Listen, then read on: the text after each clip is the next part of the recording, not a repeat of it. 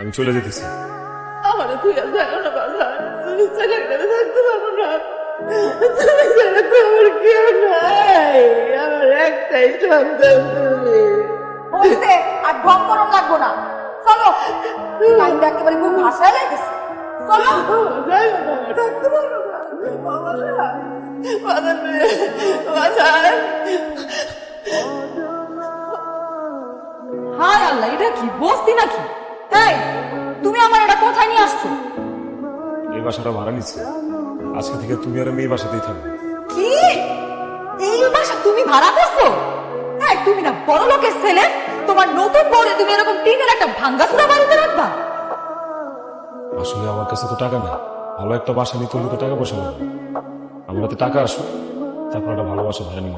তোমার মতো একটা অকর্মা ভাড়ার মারে বিয়া করেই আমি ভুলটা করছি। বাপের বাড়িতেও আমি টিনের ঘরে আসলাম, ভাবছিলাম যে শ্বশুর বাড়ি আসে আমি বিল্ডিং বাড়িতে থাকুন। না, আমার সেই ইচ্ছাটা স্থায়ী রয়ে গেল। তুমি চিন্তা করো না ফারজানা, তোমার সব ইচ্ছা আমি পূরণ করবো। চুপ করো। তোমার কি বুড়ো এটা আমার খুব ভালো করে জানা আছে। তোমারে বিয়া করছি, আল্লাহ জানে কতদিন আমার না খায়া থাকা লাগে। ভাইয়া চাবি না। কি হয়েছে, খারাপ রয়েছো কেন? তালাটা খোলো। চলো ভিতরে ঢুকি।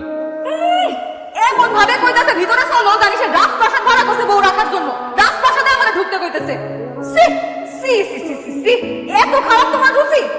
তোমারে বিয়া না করে একটা রিকশাওয়ালারে বিয়া করলো ভালোই। আল্লাহ রে, খিদা আমার পেটটা জ্বলতাছে। তাড়াতাড়ি একটু খাওয়ানোর ব্যবস্থা করো গিয়া, আমার কিন্তু খিদা একদম সহ্য হয় না। আম্মা তুমি?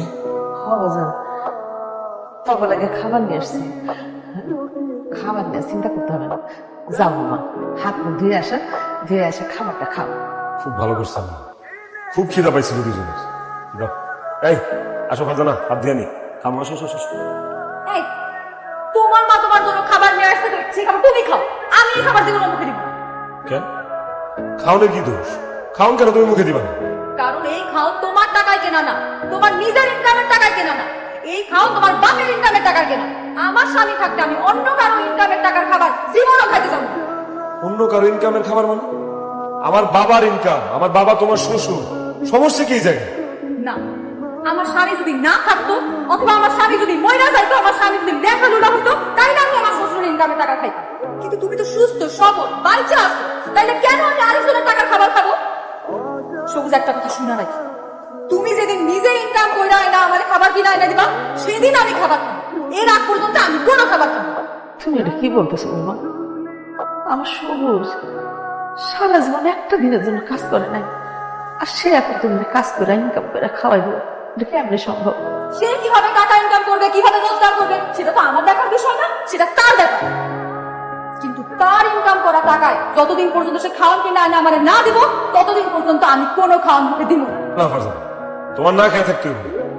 আমি অক্ষণই বাইরে অহনি কাজের সন্ধানে বাইরে, আমি কাজ করবো, কাজ করে নিজে কষ্ট করে নিজে টাকা উপার্জন করে খাবার কিনে নিয়ে আসবো, সেই খাবার তুমি খাইবে।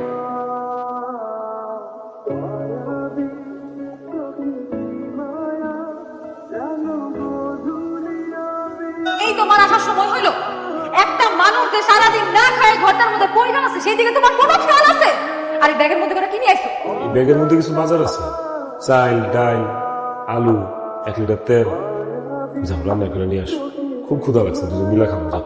তোমার কাছে না টাকা ছিল না, তাইলে তুমি এসব চাল ডাল নুন এসব কেমনে কিনছো? তুমি আবার চুরি টুরি করো নাই তো? আমার বন্ধু আবিরের দোকান আছে না, সারাদিন ওর দোকানে কাম করছে। তারপর আসার সময় আবিরই আমার এই চাল ডাল তেল আলু এগুলো দিয়ে দিচ্ছে। শুই না খুব ভালো লাগলো। সারাদিন কাম কাজ করছো, ইনকাম করছো, তারপরে সেই টাকা দিয়ে তুমি বাজার করে নিয়ে আইছো। এখন দেখো এই খাওয়ান খাইতে কত ভালো লাগে। আর বস, আমি রান্না দিলাইতেছি।